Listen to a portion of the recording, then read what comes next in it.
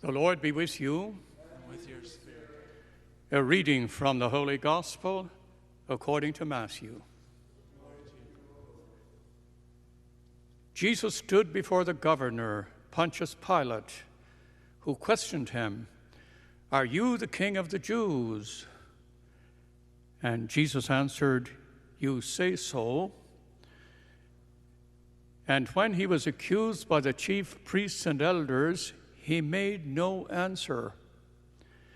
And then Pilate said to him, "Do you not hear how many things they are testifying against you?" But he did not answer one word, so that the governor was greatly amazed. Now on the occasion of the feast, the governor was accustomed to release to the crowd one prisoner whom he wished.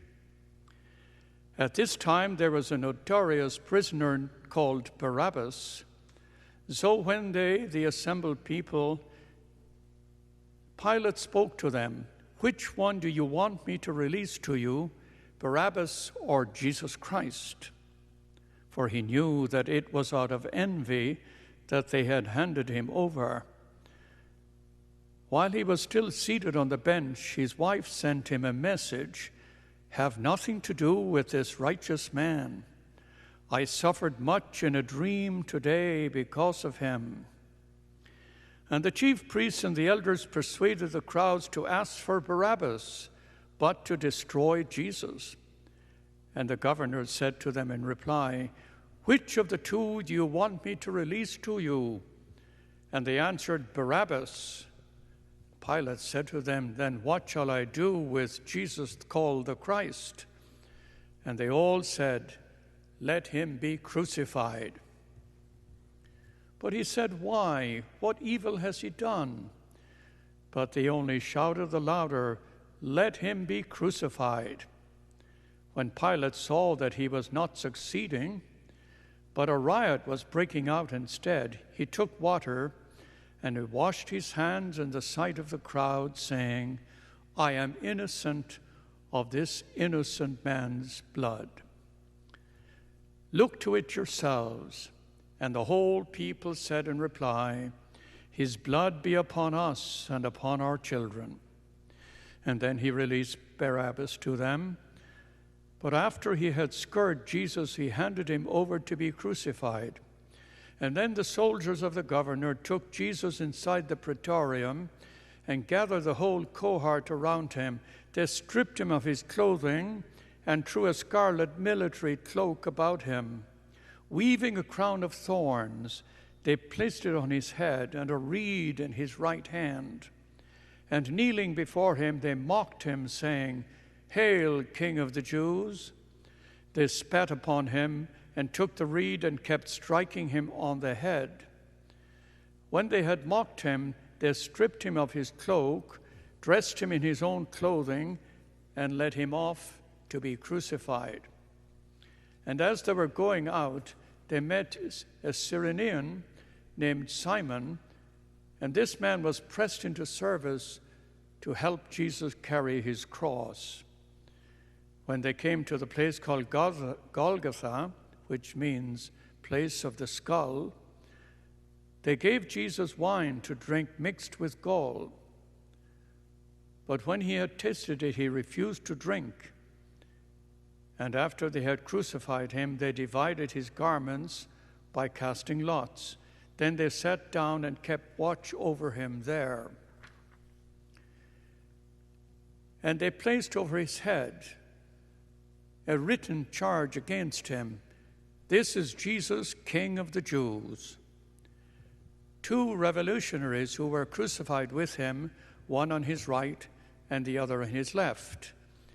And those passing by reviled him, shaking their heads and saying, "You who would destroy the temple and rebuild it in 3 days, save yourself. If you are the Son of God, come down from the cross." Likewise, the chief priests with the scribes and elders mocked him and said, "He saved others, but he cannot save himself. So he is the King of Israel. Let him come down from the cross now, and we will believe in him." He trusted in God. Let him deliver him now, if he wishes to. For he said, I am the Son of God. The revolutionaries who were crucified with him also kept abusing him in the same way. From noon onward, darkness came over the whole land until 3 p.m.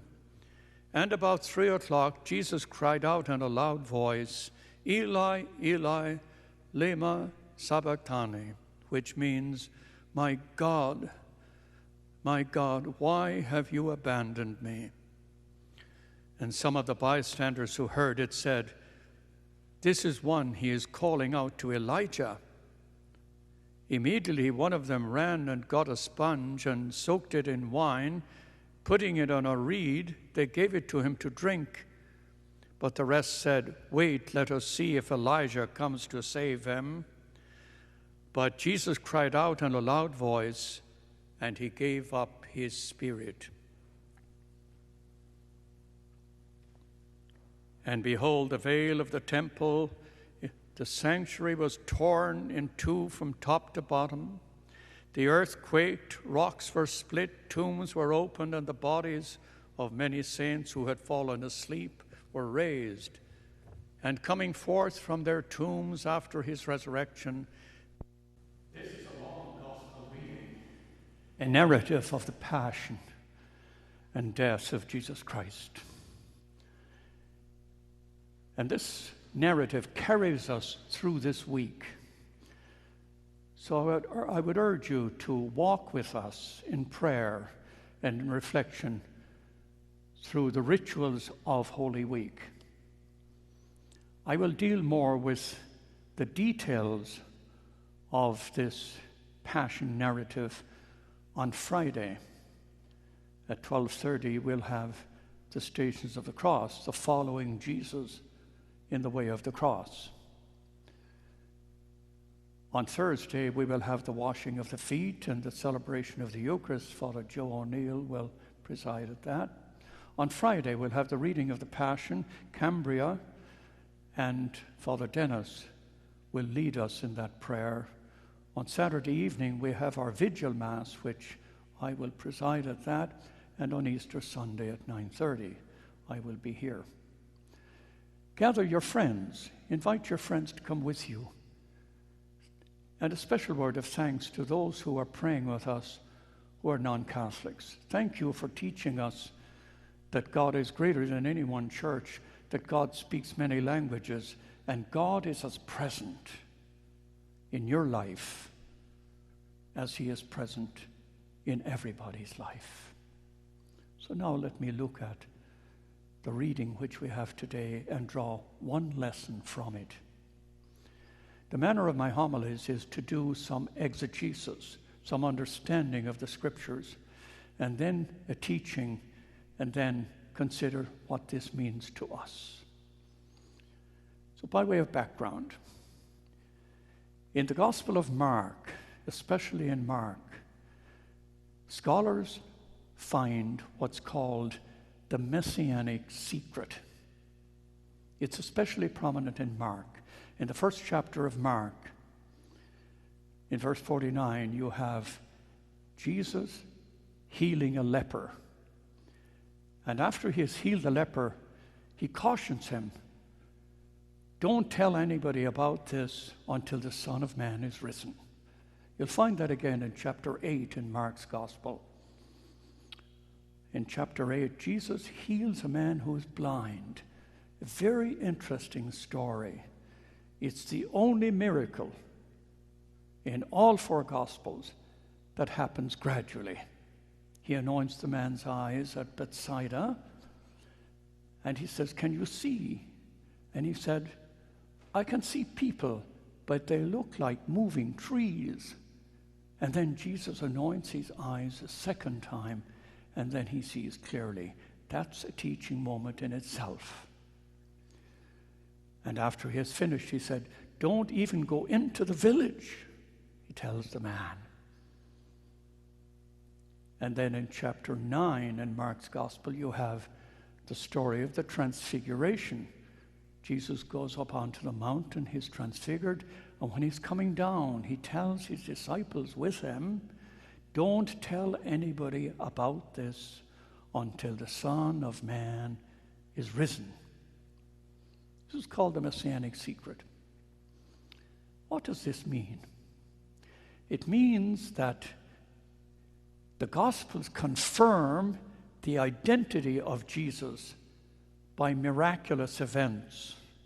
The powerful Son of God, the Christ, exercising his identity through miracles. This confirms the identity of Jesus. But to learn who Jesus is, to belong to Jesus, we have to see him suffer, die, and rise from the dead. Until that happens, until you have seen Jesus Christ in this passage of suffering, death, and resurrection, until you yourself have experienced the passion, death, and resurrection of Jesus Christ in your own flesh, until that happens, you cannot proclaim Jesus Christ. Therefore, the Gospels caution us that if we want to do a proclamation or a witness or a discipleship with Jesus Christ, we have to go through the experience of the cross. The cross. Without the cross, you do not meet Jesus Christ.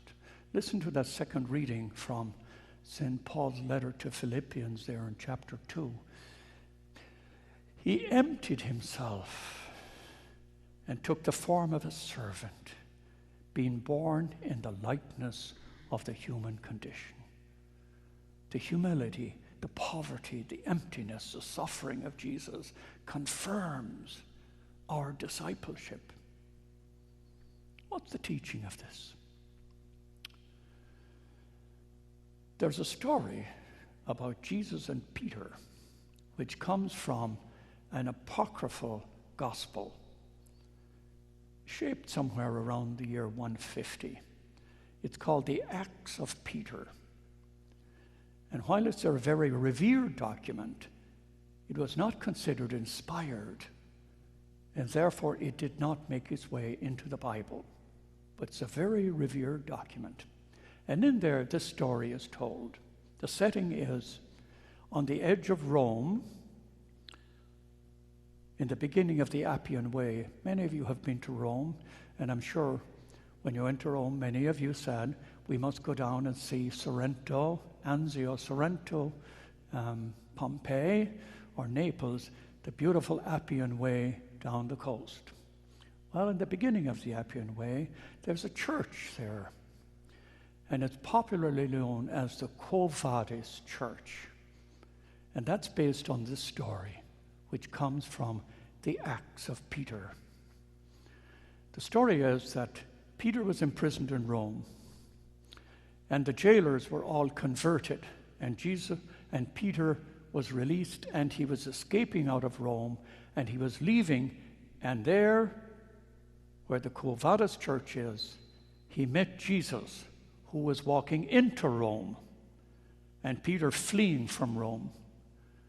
And he said to Jesus, Quo vadis, Domine? Where are you going, Lord? And Jesus said, Eo Romam iterum crucifigi. I'm going back into Rome to be crucified again. And Peter turns around and he goes back into Rome. And he experiences the cross, death, and resurrection, the fullness of life. Now he is a true disciple. He follows the Lord. In Russian mythology, this story is told about two very close friends, Peter and Ivan. They were drinking friends.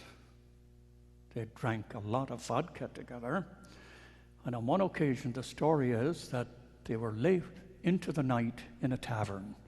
drinking a lot. And well into their drinking, Peter says to Ivan, "Ivan, do you love me?" And Ivan says, "Peter, of course I love you. I'm your best friend."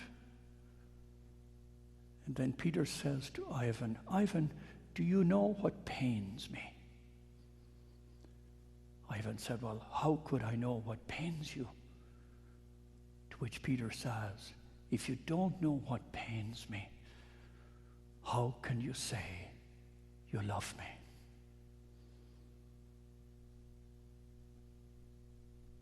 If you don't know the suffering Messiah, how can you say you're a disciple? If you don't feel it, experience it.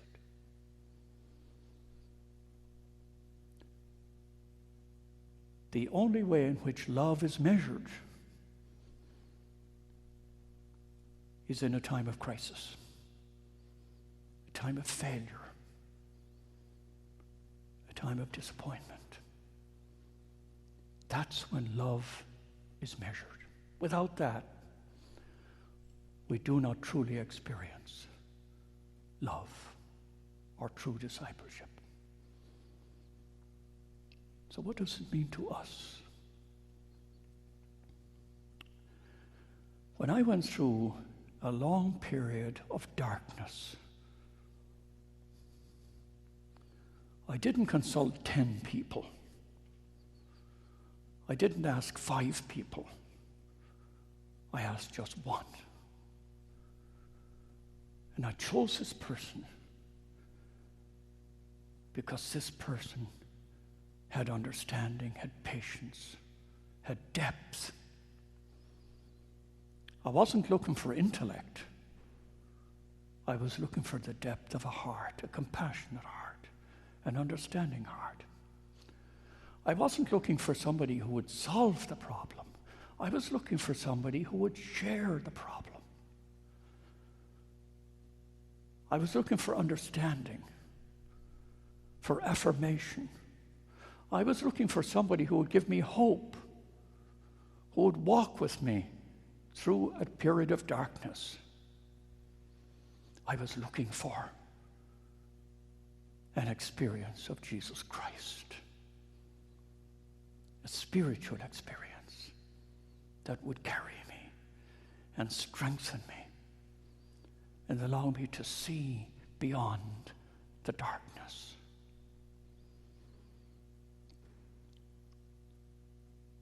That's what discipleship means.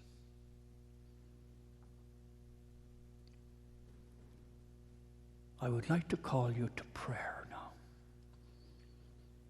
to bring this teaching to prayer. So,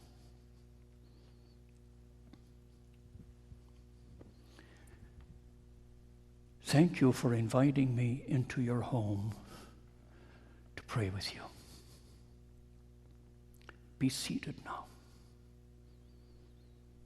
Shut out the world. Close your eyes. Be still. Be silent. Be alone. There is a quiet prayer deep inside of you. It's a prayer of awareness. It's a prayer of remembering. And remember a moment in your life when you were full of fear. The moment when you were helpless and you were alone. You were uncertain. Uncertain of yourself, uncertain of your surroundings, your future. And somebody stood with you Was it your mother? Maybe your father? Perhaps your husband, your wife, your brother, sister, perhaps an adult child, a best friend who cried with you, who hugged you. Who was it that gave you hope, that believed in you, encouraged you, and affirmed you?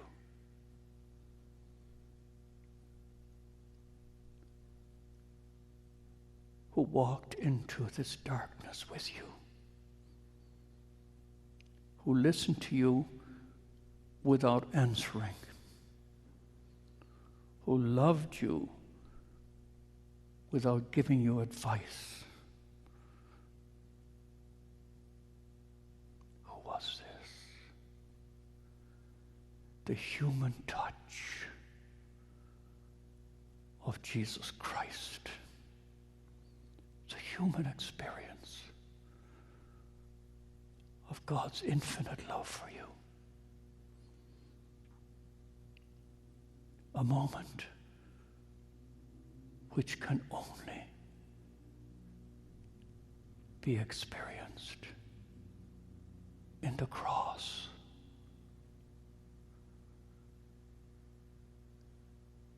There is no understanding of life unless you have an understanding of the cross. There is no resurrection. There is no new life. There is no dream to be fulfilled except through an experience of the cross. Spirit of God, grow within me. Allow me to see with the eyes of faith. Why would I be fearful in a time of crisis? Why would I be anxious when I know that you strengthen me, you understand me, you belong to me?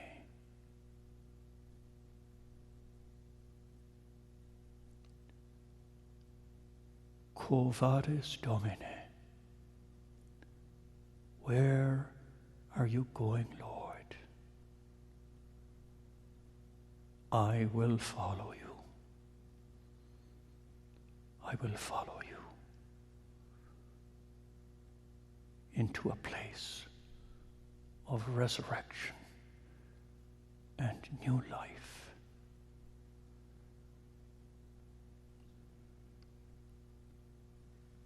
Quo vadis, Domine? Lord, lead me, strengthen me, renew me in faith. Jesus, my life, my hope, the fullness of meaning.